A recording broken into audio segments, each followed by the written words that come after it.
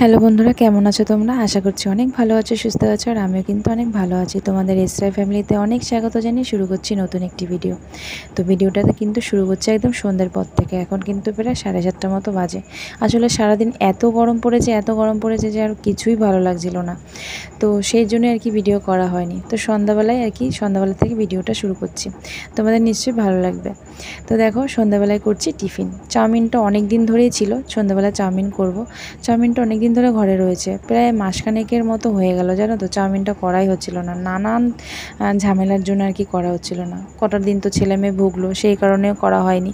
তো মেয়েটা কটা দিন ধরে তো খেতেই পাচ্ছিল না, ওরও মুখের মধ্যে অনেক কিছু মানে ভরে গেছে, মুখে ব্যথা ছিল, তো খেতে পারছিল না। তো আজকের দিন থেকে একটু ঠিক আছে, তার জন্য ও হঠাৎ করে বললো যে মা, চাউমিনটা কবে করবা? তো আমি বললাম করবো তো, খেতে কি পারবি? তো বললো হ্যাঁ পারবো, তুমি করো। আসলে ও না এই ঘরে বানানো চাউমিনটা খুব পছন্দ করে, সেই কারণে। আমি আবার কিন্তু দোকানের চাউমিনটাই বেশি পছন্দ করি, আমার আবার দোকানের চাউমিনটাই বেশি ভালো লাগে। আর ও ঘরে বানানো চাউমিনটা পছন্দ করে, কিন্তু দোকানে বানানো চাউমিনটা পছন্দ করে করে না ভুল, মানে খায়, কিন্তু খুব একটা পছন্দ করে না, ঘরের বানানোটাই বেশি পছন্দ করে। সেই জন্য তো ভাবলাম যে না, মেয়েটা যখন খেতে চাইছে তাহলে ওর আবদারটা তো রাখতেই হয়। সেই কারণেই দেখো চাউমিনটা বানিয়ে নিলাম। তো মোটামুটি হয়ে গেছে চাউমিনটা।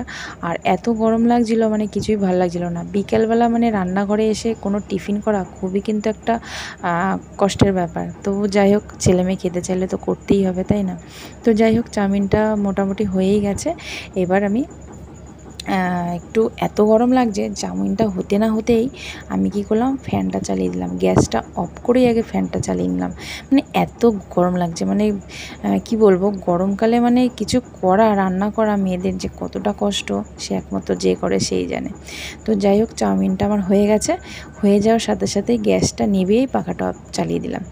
তো এবার আমি খাবো। তো দেখো, 2 প্যাকেট সস আনিয়েছি মেয়েকে দিয়ে, ঘরে সস নেই। আর আমার আবার চাউমিন আবার সস না হলে চলে না, আমি আবার সসটা চাউমিনে বেশি পছন্দ করি। আমি আর সস না হলে আমি চাউমিন একদমই খেতে পারি না, সেই জন্য। তো দেখো, এত কষ্ট করে গরমের মধ্যে চাউমিনটা রান্না করলাম, কিন্তু আমাকে ঢাকা দিয়ে রাখতে হলো। কেন, সেটা তোমরা ভিডিওটা পুরোটা দেখলেই বুঝতে পারবে। তো কিছু বাসন ছিল, মেজে নিলাম, গ্যাস ট্যাস সব কিছু মুছে নিলাম। শুধু ওই একটা বাটি রয়েছে, ওটা পরে মেজে নেব। আর হ্যাঁ, কিসের জন্য আমি চাউমিনটা ঢেকে রেখে দিলাম, সেটার কারণ ওই যে দেখো, আমার মেয়ে নিয়ে আসছে, দেখো।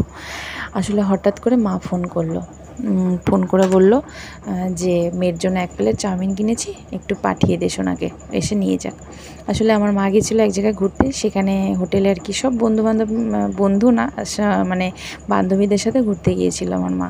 তো হোটেলে খেয়েছে চাউমিন সবাই মিলে, তো আমার মেয়ের জন্য আর কি নিয়ে আসলো। উনি আবার আমার মেয়েকে কিছু না দিয়ে খেতে পারে না, সে যাই হোক না কেন, ভালো মন্দ উনি একা খেতে পারে না। মেয়ের জন্য মন খারাপ করছিল দেখে, তাই মেয়ের জন্য 1 প্লেট চাউমিন আর কি নিয়ে আসলো।